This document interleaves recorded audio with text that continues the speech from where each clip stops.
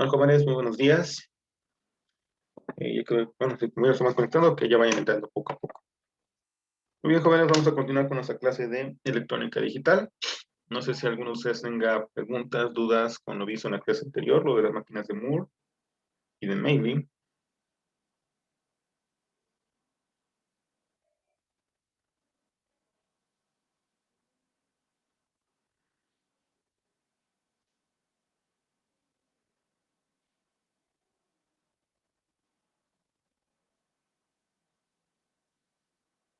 Jóvenes,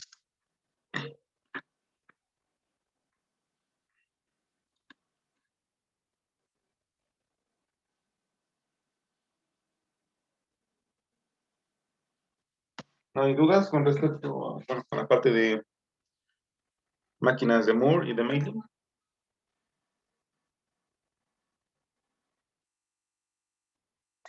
No sé si puedo dar un pequeño repaso, por favor. Ok. Bien.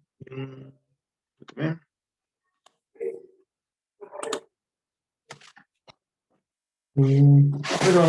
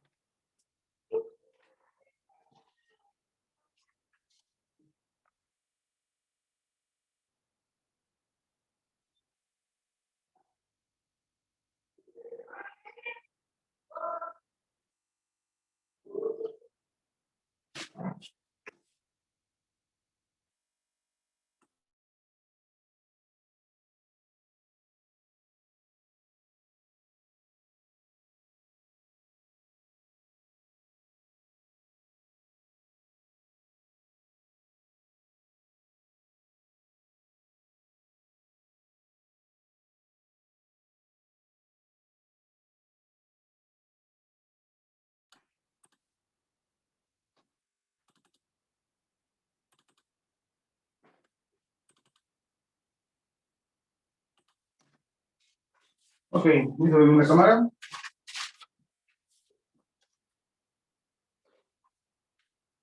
Sí,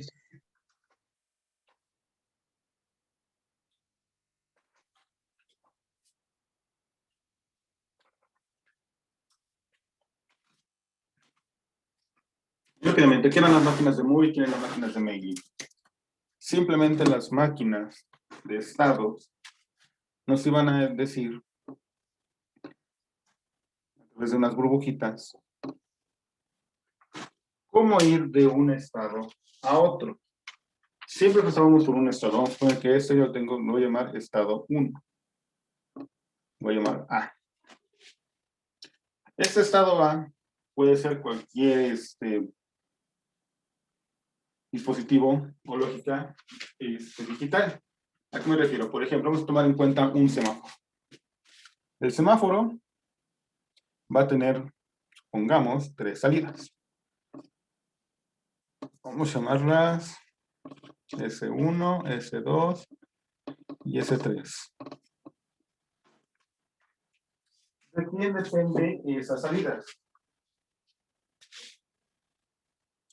Supongamos nosotros que va a depender de un reloj. Vamos a llamar aquí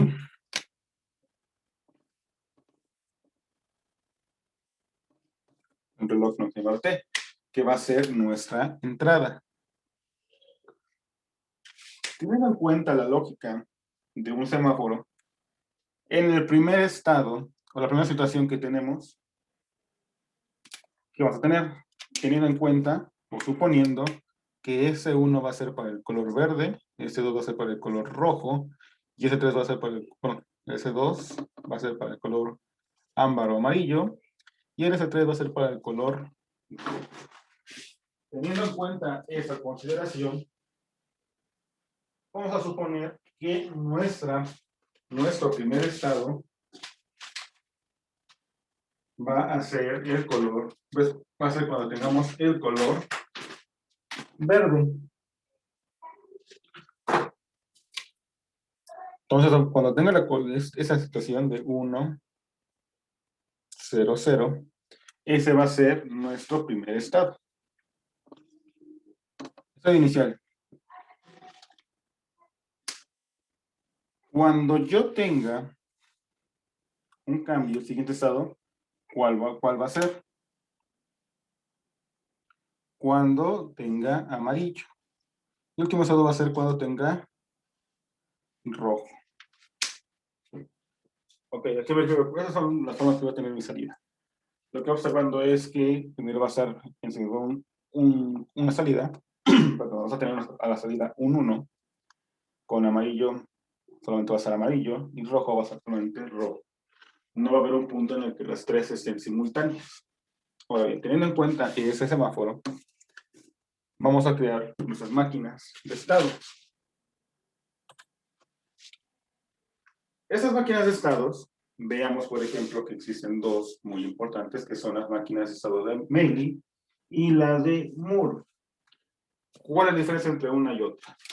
En la de Moore, veamos que aquí escribimos en qué estado estábamos aquí abajo, la salida actual de ese estado. Las flechas de comunicación iban a ser las entradas de nuestra, las entradas de nuestros estados. En ese caso sería nuestra T. Puede ser X, por ejemplo, si nosotros estamos haciendo una secuencia y necesito saber la entrada si es un 0 o es un 1, hay que sacar esa secuencia. Bueno, ese sería nuestro cambio de secuencia. Esas son las máquinas de Moore. Tomando en cuenta nuestro semáforo, yo les voy a suponer que voy a empezar con un estado. Estado A. ¿Qué sería este? Inicialmente, vamos a suponer que las tres salidas están en 0. Vamos a ver esta forma inicial. Si yo tengo de salida un 1, que sería lo que estoy esperando aquí de mi tiempo o de mi reloj, pues esperaría que cambie de estado.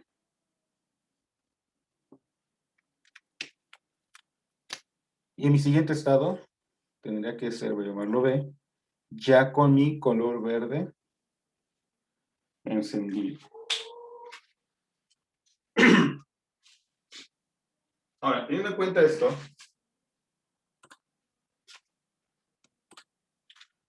yo ya estoy en el color verde.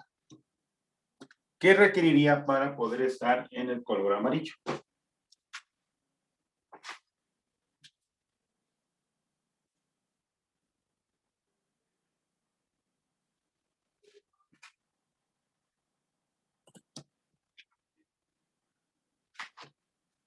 Yo estoy aquí. ¿Qué requeriría para poder llegar a ese estado? Siguiendo la lógica de un semáforo.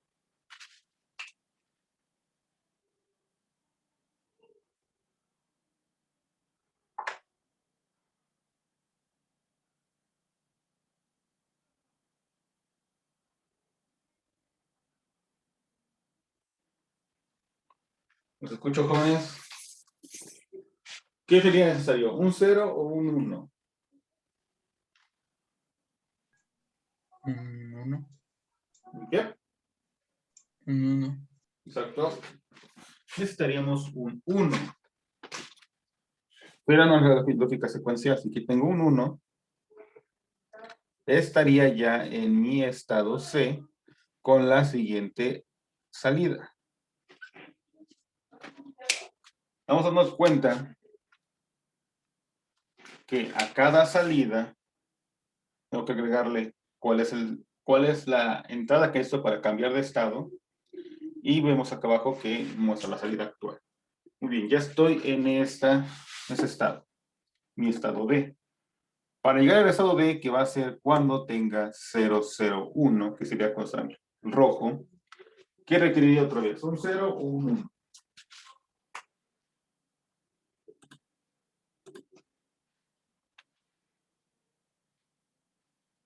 Pues un 1, otra vez, ¿no? Se vería un poco lógico. Voy a poner eso acá abajito.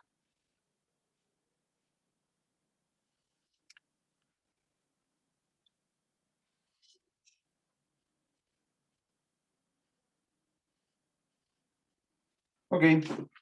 Y vuelvo a este estado.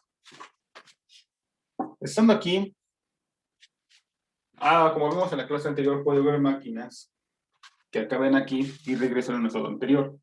En el caso de ese semáforo, sería necesario regresar otra vez. ¿A qué estado? ¿A ese estado inicial o a ese estado B?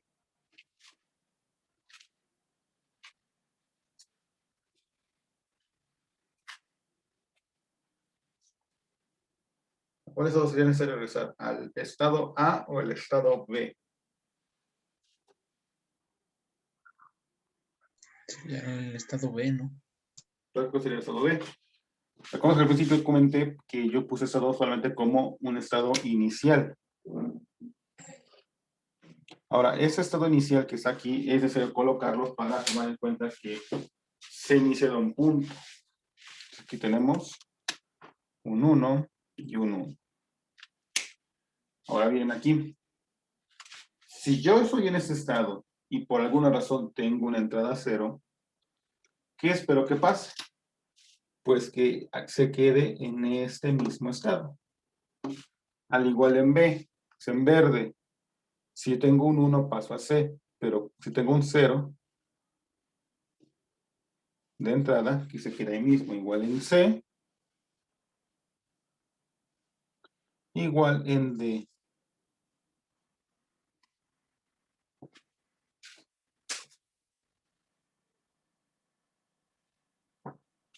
Entonces, de esta manera se ejecutaría la máquina de Moore. Ahora bien, ¿cómo crear una tabla en base a esto? Entonces aquí tenemos los estados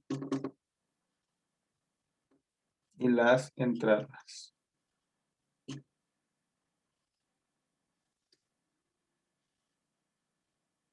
Tengo un 0, un 1 y mi salida que voy a tomarla como Z. Si ya estamos en el estado A y tengo un 0, quedo en el estado A. Si tengo un 1, voy al estado B con la salida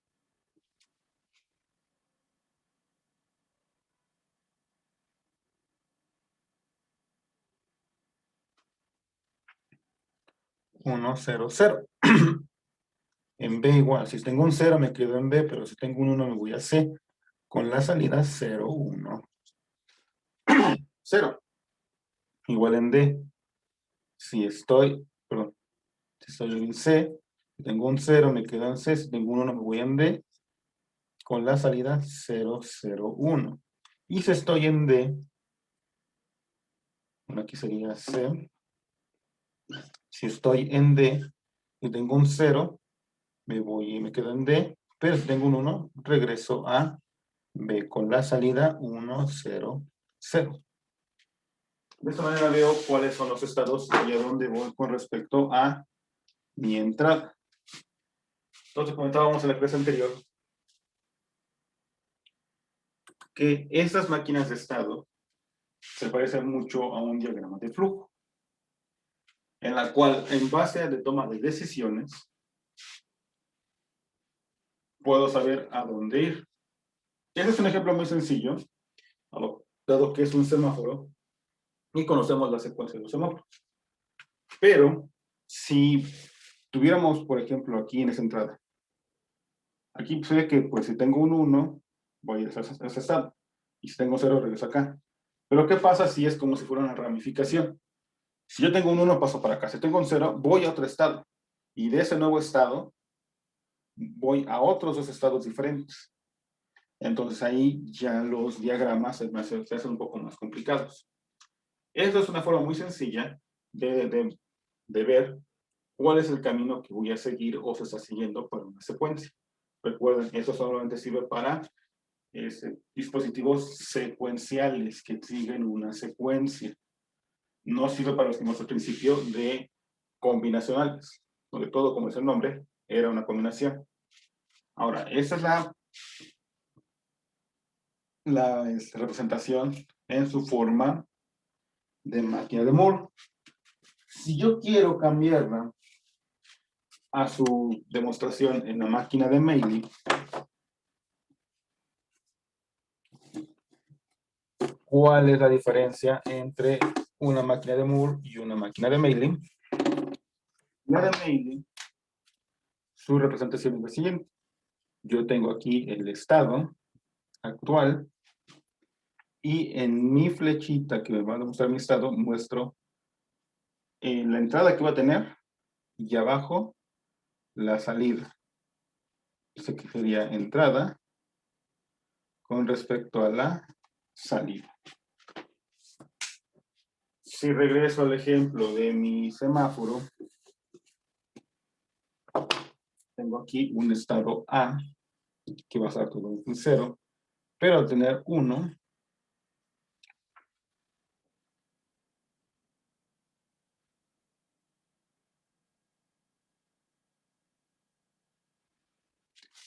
voy a tener la salida 1, 0, 0.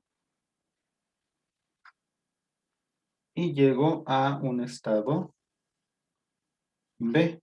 Igual, si tengo un 1, voy a tener la salida 0, 1, 0, que es el amarillo.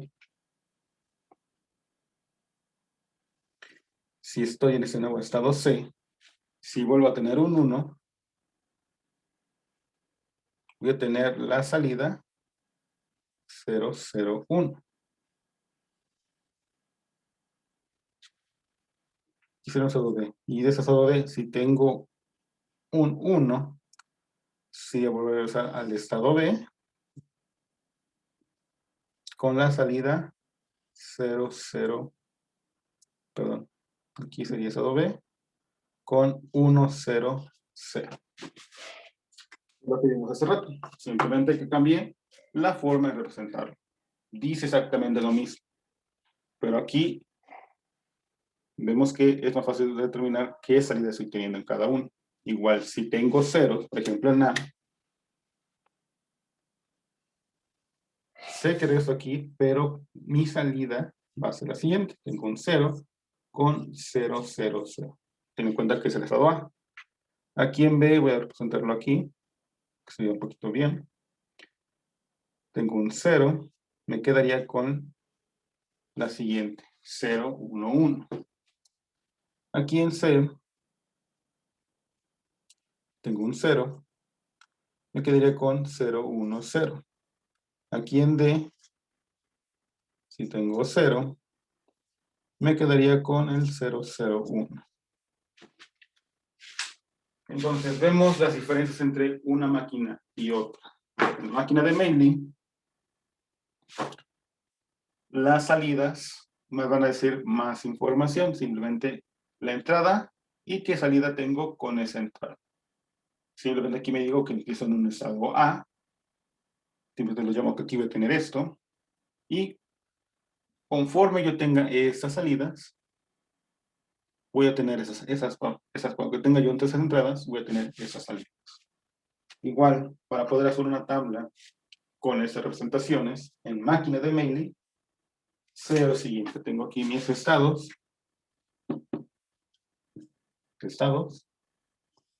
de que tengo el estado A, el B, el C y el D.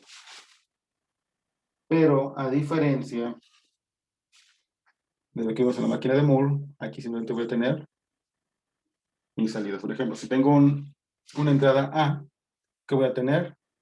Me voy a quedar en A con la salida 0, 0, 0. Si tengo un 1, me voy a B con la siguiente salida. Igual, si estoy en B y tengo un 0, me quedo en B con la siguiente salida. Igual, si tengo un 1, me voy a C con la siguiente salida. Igual en C, me quedo en C con 0, 1, 0. Voy a D, tengo 0, 0, 1. Si estoy en D, tendría salida 0, 0, 0, 1.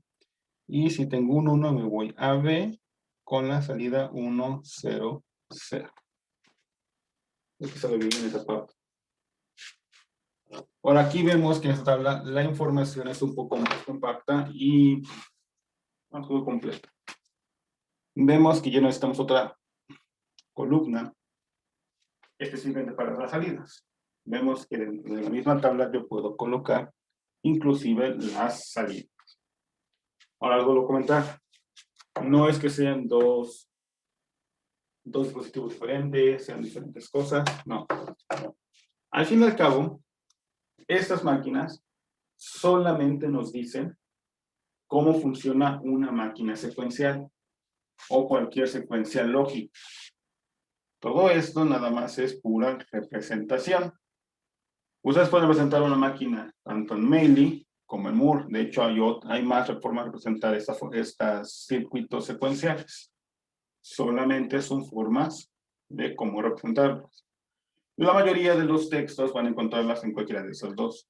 Entonces, es importante que ustedes sepan interpretar qué me quiere decir esto. Porque ustedes pueden llegar y ver burbujitas con números y unos y ceros y no saber qué están haciendo, qué me está diciendo, qué me está queriendo decir. Puede llegar un momento en que diga, bueno, aquí es el plano de, no sé, la tarjeta lógica del auto. Tiene esas salidas, y tienen esos simbolitos. Tienen aquí un estado A, B, C, D, y tienen esas flechitas. Bueno, es importante saber qué me quieren decir estas representaciones. Bien, jóvenes, ¿dudas? ¿Preguntas? ¿Comentarios con respecto a sus dos máquinas?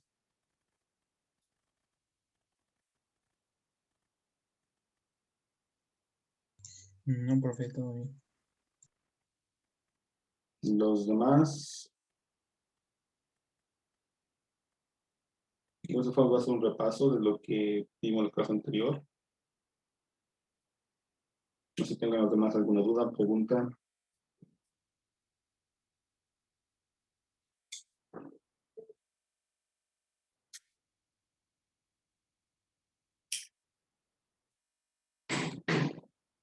Lo escucho, jóvenes.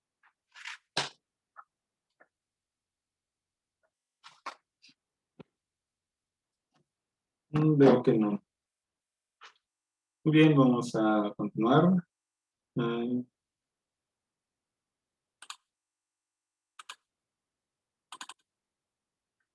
Entonces, vemos esta parte. Les comentaba la última vez que nos vimos que íbamos a empezar a ver de forma muy sencilla y muy básica lo que era la programación de estos circuitos secuenciales. De hecho, no los circuitos secuenciales, sino cualquier circuito digital. Les comentaba que es posible hacer programación de estos circuitos, incluso de algunas compuertas, en chips o una secuencia de programas, como lo que vimos, lo que vieron en programación básica y lo que vimos en programación aplicada, que simplemente era una programación, podemos hacer incluso algunos dispositivos digitales y pasarlos, y bueno, no tanto pasarlos, utilizarlos en alguna tarea específica. Esta parte de programación de dispositivos digitales es a través de un lenguaje de programación y cargarlos a un dispositivo. Puede ser una FPGA, una GAL o un CPLD. ¿Qué son esas cosas? Bueno, vamos a comenzar rápidamente. ¿Qué es? Tenemos de entrada los dispositivos lógicos programables, que son los PLDs. Esos dispositivos lógicos fueron a finales de los 70 los estándares para las tarjetas de impresión que estaba en NOC. Entonces alguien se preguntó, ¿qué tal si diseñamos la capacidad de implementar distintas interconexiones en un dispositivo más grande? Es decir, no sé si se acuerdan cómo eran las televisiones de antes, incluso las computadoras de los años 50, 40, que eran gabinetes enormes, de hecho, en el tamaño de un cuarto. Gracias a la invención del transistor, fue posible que los dispositivos empezaran a hacerse más pequeños. En los años 70, ya con la existencia de los chips, vieron la forma de cómo implementar o cómo integrar más dispositivos en menos espacio. Para este caso, Ron Klein de Signetis, que es una compañía de Philips, una sociedad en Philips en Estados Unidos, tuvo la idea de hacer arreglos programables que fueran capaces de implementar cualquier combinación de compuertas AND, OR, pasando por las compuertas OR, los productos de las compuertas AND, utilizando matrices programables. Es decir, todo era una interconexión, como lo que vemos aquí, de matrices utilizando tanto compuertas AND y OR. ¿Qué es lo que pasó aquí? Ellos no sabían, por ejemplo, qué vamos a tener nosotros de conexión o qué lógica programable vamos a tener. Por ejemplo, tal vez queremos utilizar, no sé, dos compuertas AND y esas acumulas solo tienen una salida. Pues de esa manera puedes utilizar nada más esas dos entradas y tener en cuenta esa salida, no tomando en consideración las demás entradas de los demás dispositivos. Porque, por ejemplo, aquí tenemos que podemos tomar entradas aquí, 1, 2, 3, 4, y esas entradas van conectadas tanto a esta, como esta y como esta. Ahora, la programación va en que yo tengo este arreglo en un chip, supongamos. Ya está ahí. Dentro de ese chip tenemos esas compuertas. Esa programación va en decirle, bueno, yo a esas entradas quiero que hagan cierta característica. O inclusive, decir, ¿sabes qué? Quiero que dentro de las compuertas me simules una compuerta AND, una compuerta XOR, incluso un flip-flop o un latch, como lo que vimos en clases anteriores. Entonces tenemos aquí que una matriz programable es una red de conductores distribuido en filas y columnas con un fusible por cada punto de intersección, que serían estos. La programación de la matriz se realiza mediante la función de los fusibles en los puntos de intersección. Es decir, decidir qué voy a hacer con estos puntitos acá, programar esas partes para que me hagan una función. Los dispositivos con matrices AND y OR son conocidos como PLA, que su nombre viene de Logic Array, bueno, Program Array Logic, que es que en traducido al español sería matriz lógica programable. Esta arquitectura resultó ampliamente flexible, pero debido a la geometría, los tiempos de reloj que conllevaba, es decir, 10 microsegundos, el tiempo de programación, comúnmente llamado delay, de la salida con respecto a la entrada se volvió muy grande, lo que provocó que esos dispositivos se volvieran muy lentos. Ahora, las principales características de un PLA son que son dos arreglos programables, pueden soportar cualquier combinación de compuertas AND y OR, compartición de términos AND a través del multiplexor, alta densidad lógica programable para el usuario y un arreglo de lógica programable. Entonces, estos dispositivos solamente eran arreglos, como vemos aquí, de algunas compuertas, y se utilizaban la intersección que hay aquí. Comenta aquí el texto que no se puede, bueno, estos dispositivos fueron tan famosos o tan utilizados dado la lentitud de los dispositivos. Ahora leemos aquí, 10 microsegundos, para ellos era súper lento. Tomando en cuenta que ahorita dispositivos, por ejemplo, de su computadora, o que tenemos en las computadoras, que llegan a velocidades arriba de los 3 GHz, pues vamos a ser impresionante para lo que debe de ser. Entonces vemos que esa tecnología va avanzando muy rápidamente. Aquí tenemos, estos son los CPLs. Vemos cuáles son las ventajas de utilizar eso. Entonces, años más tarde, la compañía MMI, que era considerada como la segunda fuente de arreglos PLA, modificó la arquitectura para crear el PAL, que simplemente cambió la letra, pero dejando con fija una de las matrices programables. Esa nueva arquitectura, a diferencia de un PLA, tenía el arreglo de compuertas OR fijo y el arreglo A eran las programables. Eso resultó mucho más rápido que el PLA y requirió que un software menos complejo, aunque no se tenía la flexibilidad de la estructura PLA. Otras arquitecturas surgieron de esta área, como el PLA, y esta categoría de dispositivos se conoce como SPLD, que es esto, que es Simple PLD. Las características de un PLD son que un arreglo programable OR fijo y AND, es decir, cualquiera de estas dos podemos tener en fijo, y la compuerta OR se quedaban en fijo y las AND eran las que podíamos estar combinando. Combinación finita de compuertas AND y OR, es decir, tenemos solamente un límite para poder utilizar algunas compuertas. Media densidad lógica disponible para el usuario, lógica de arreglo programable y una mayor velocidad que los PLA. Y de hecho, los del CPLD, sería un poquito esto, que lo tienes ahorita. Esa arquitectura tiene muchos caminos de interconexión vertical y horizontal, con un fusible en cada intersección. Con la ayuda de herramientas de software, los diseñadores podían seleccionar cuáles no serían conectadas, quemando sus fusibles mediante un programador. Entonces, por ejemplo, yo no quería que funcionara tal vez esta y esta entrada, o esta de aquí. Simplemente a través de un programa de ¿sabes qué? Desactívame esto. Y quiero utilizar nada más ciertas características de este arreglo. Las terminales de entrada se conectaban a los conductores verticales.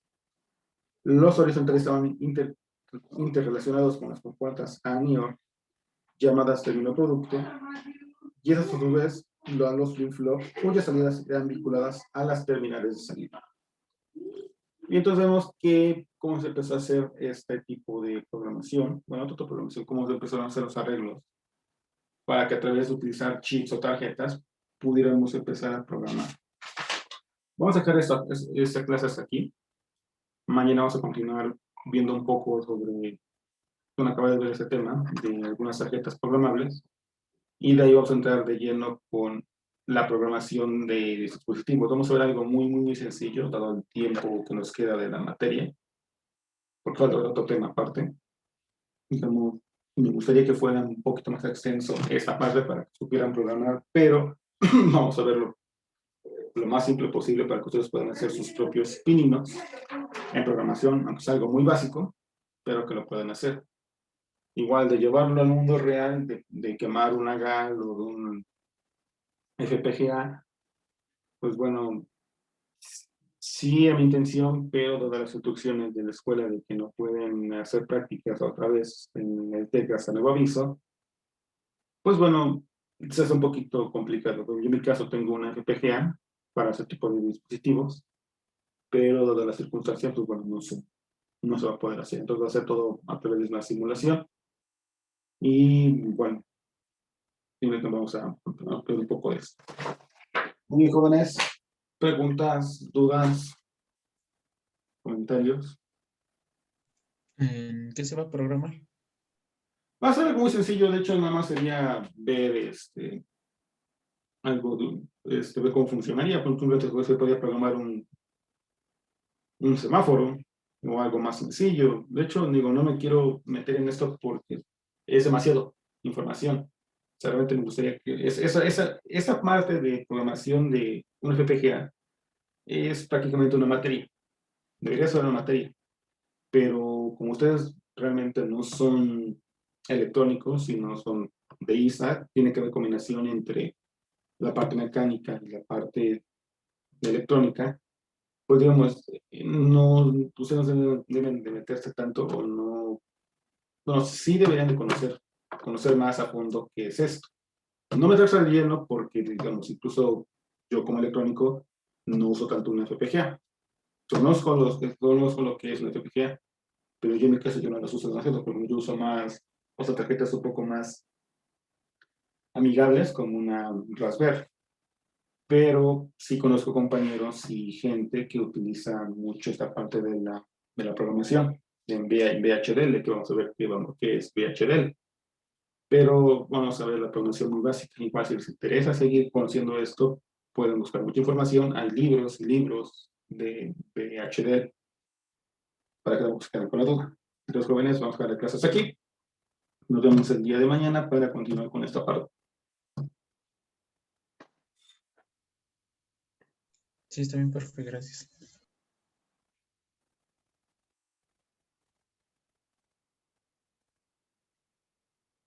Y jóvenes, que pasen una excelente tarde.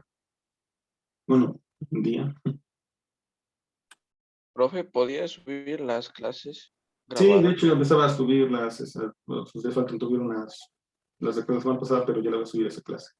Si se corta la máquina es porque se acabó el tiempo, pero sí, la voy a subir estos días.